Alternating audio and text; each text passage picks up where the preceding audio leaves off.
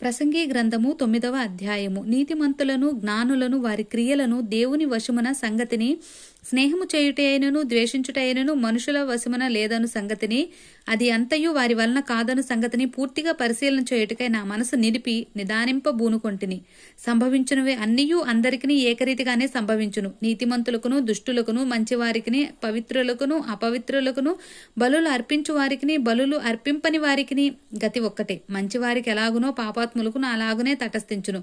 ఒట్టు పెట్టుకొను వారికి ఎలాగునో ఒట్టుకు భయపడు వారికిని అలాగునే జరుగును. అందరికీ ఒక్కటే గతి సంభవించును. సూర్యుని క్రింద జరుగు వాటన్నిటిలో ఇది బహు దుఃఖకరము. మరియు నరుల హృదయము చెడుతనముతో నిండి ఉన్నది. వారు బ్రతుకు కాలం అంతయు వారి హృదయమందు వెర్రితనముండును. తరువాత వారు మృతుల యొద్దకు పోవుదురు. ఇదియును దుఃఖకరము. బ్రతికి ఉండు వారితో కలిసిమెలిసి ఉన్న వారికి ఆశ కలదు. చచ్చిన సింహము కంటే బ్రతికి ఉన్న కుక్క మేలు కదా. బ్రతికి ఉండువారు తాము చత్తురని ఎరుగుదురు. అయితే చచ్చినవారు ఏమీయూ ఎరుగురు. వారి పేరు మరువబడి ఉన్నది. వారికిక ఏ లాభమును కలుగదు. వారికి ప్రేమింపరు, పగపెట్టుకొనరు, అసూయపడరు. సూర్యుని కింద జరుగు వాటిలో దేని యందును వారికి ఎప్పటికీ వంతులేదు. నీవు పోయి సంతోషముగా నీ అన్నము తినుము, ఉల్లాసము మనసుతో నీ ద్రాక్షారసం త్రాగుము. ఇదివరకే దేవుడు నీ క్రియలను అంగీకరించును.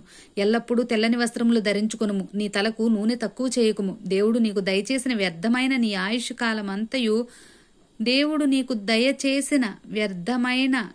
ఆయుష్ కాలమంతయు నీవు ప్రేమించు నీ భార్యతో సుఖించుము. నీ వ్యర్థమైన ఆయుష్కాలమంతయు సుఖించుము.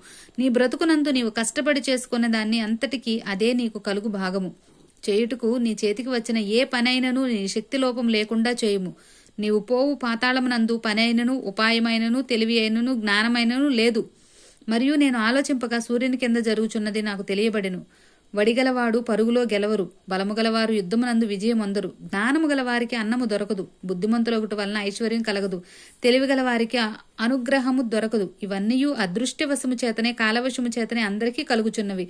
తమ కాలం ఎప్పుడు వచ్చునో నరులు ఎరగరు. చేపలు బాధకరమైన వలయందు చిక్కుబడినట్లు, పిట్టలు వలలో పడునట్లును అశుభకాలమున హఠాత్తుగా తమకు చేటు కలుగునప్పుడు వారును చిక్కుపడుదురు. మరియు నేను జరుగు దీనిని చూచి ఇది జ్ఞానమని తలంచితిని. ఇది నా దృష్టికి గొప్పదిగా కనబడెను. ఏమనగా ఒక చిన్న పట్టణముండెను. దాని యందు కొద్దిమంది కాపురముండిరి. దాని మీదకి గొప్ప రాజు వచ్చి దాని ముట్టడి వేసి దాని ఎదుట గొప్ప బురుజులు కట్టించును. అయితే అందులో జ్ఞానము గల ఒక బేదవాడుండి తన జ్ఞానము చేత ఆ పట్టణమును రక్షించును. అయినను ఎవరున్నూ ఆ బేదవాన్ని జ్ఞాపకం ఉంచుకొనలేదు. కాగా నేనిట్లనుకొంటిని, బలము కంటే జ్ఞానము శ్రేష్టమే గాని బేదవారి జ్ఞానము తృణీకరింపబడును. వారి మాటలు ఎవ్వరునూ లక్ష్యం చేయరు. బుద్ధిహీనులలో ఏలువాని కేకల కంటే మెల్లగా వినబడిన జ్ఞానుల మాటలు శ్రేష్టములు.